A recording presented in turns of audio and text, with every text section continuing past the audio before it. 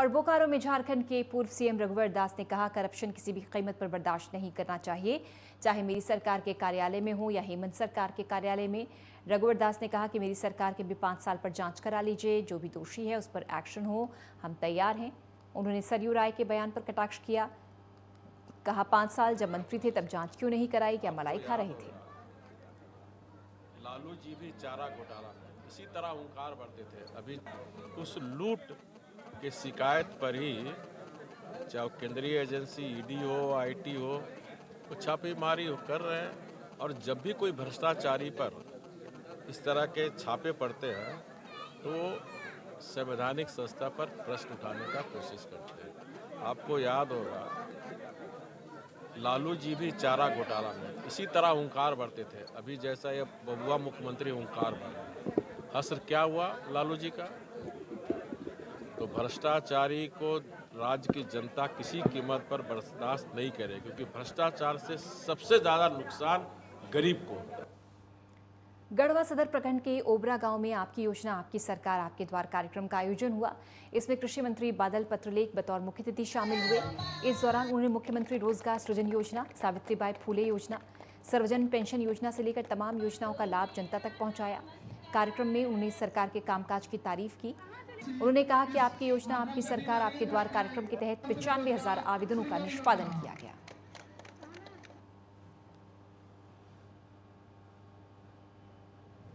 95,000 व्यक्तिगत आवेदनों का निष्पादन इस कार्यक्रम के माध्यम से करना अपने आप में एक रिपोर्ट है। और हमेशा गढ़वा जो हम लोग अपर लेवल पे मॉनिटरिंग होता है, 5वें टॉप 5 जिले में आता है।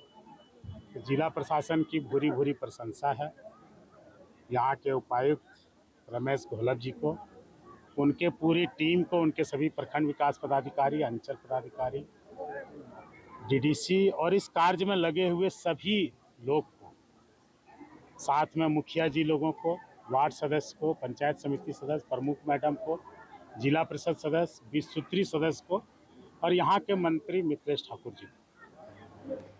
झारखंड के हजारीबाग में संवैधानिक संस्था इनकम टैक्स और ईडी के विरुद्ध झारखंड मुक्ति मोर्चा और कांग्रेस के कार्यकर्ताओं ने संयुक्त रूप से धरना दिया। धरना में केंद्र सरकार के खिलाफ जोरदार नारेबाजी की।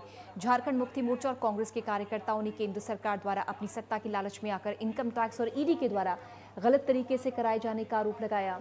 झारखंड मुक्ति मोर्चा के जिला अध्यक्ष शंभूलाल यादव ने कहा कि इनकम टैक्स और ईडी के रेट से कोई घबराने वाला नहीं।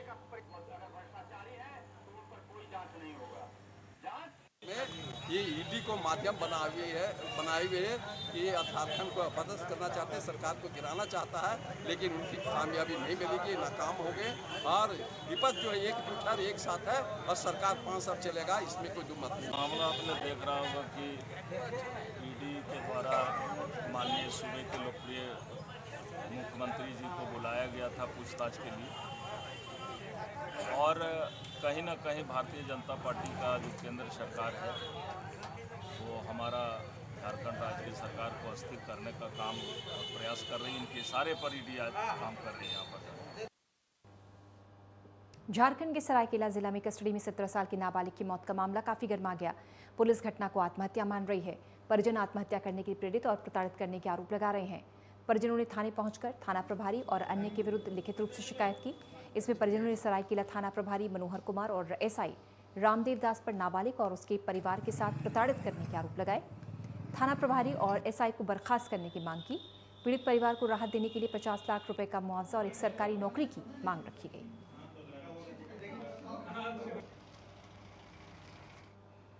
झारखंड के गुमला जिले के पालकोट थाना क्षेत्र में पिंजरा डीपा गांव के पास दुर्घटनाग्रस्त हुए ट्रक से भारी मात्रा में अवैध शराब बरामद हुई। इसको लेकर पुलिस ने प्रेस कॉन्फ्रेंस की। सिया सर्कल इंस्पेक्टर श्याम मंडल ने बताया कि पालकोट थाना प्रभारी अनिल लिंडा ने नियमित गश्ती में बसिया रोड से पुलिस को देखकर तेज गति से मालवाहक ट्रक को भागते देखा, उसका पीछा किया, ट्रक पलट गया। पकड़ी गई शराब की कीमत 35 लाख बताई जा रही है।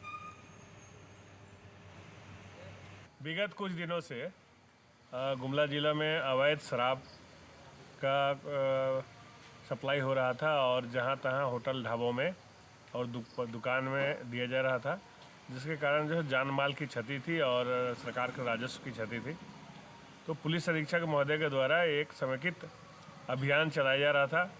इसी के तहत कल दिनांक 2 तारीख को एक पुलिस गश्ती ऐसे जा रही थी अपने क्षेत्र में, तो देखा ये गाड़ी पुलिस को देख के बहुत ज़ोर से भागा।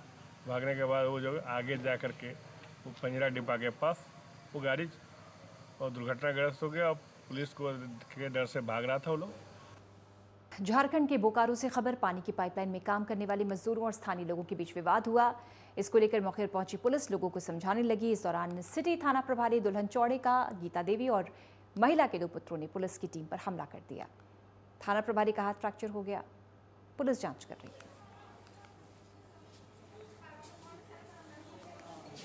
ये सुबह के लगभग 10 बजे टेलीफोनिक सूचना मिली कि क्वार्टर नंबर 3 ई में 559 है, वहाँ पे कुछ लड़ाई झगड़े हो रहे हैं।